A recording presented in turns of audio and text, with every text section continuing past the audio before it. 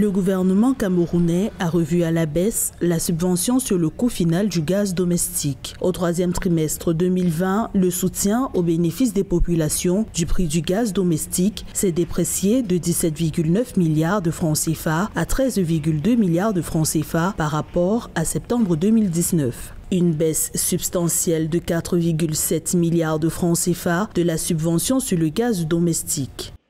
L'État fixe un prix qui est de 6 500. Il gèle ce prix et justement paie le surplus aux marketeurs. Et alors pour le faire, une bonne partie, bien la majeure partie du gaz domestique était fournie par la Sonara.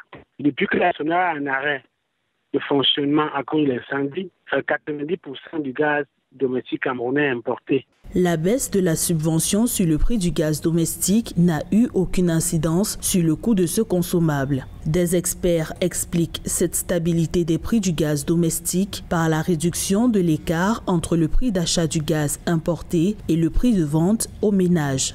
C'est une double conjoncture favorable qui a permis à l'État d'économiser plutôt 4 milliards de francs CFA, dont l'État a plutôt économisé sur la base, n'est-ce pas, d'un marché d'un appel d'offres à l'intention des importateurs. Cette procédure d'appel d'offres combinée, n'est-ce pas, au contexte favorable des prix du gaz domestique dû au Covid-19 a permis à l'État camerounais d'économiser les 4 milliards que vous voyez là. La subvention gouvernementale sur le prix du gaz domestique affiche une tendance baissière depuis 2018 selon des notes de la Caisse de stabilisation des prix des hydrocarbures. Rappelons que le Cameroun a depuis 3 ans réduit les importations de gaz avec la mise en production de l'unité flottante de liquéfaction du gaz naturel, Hili Episeyo, au large de Kribi.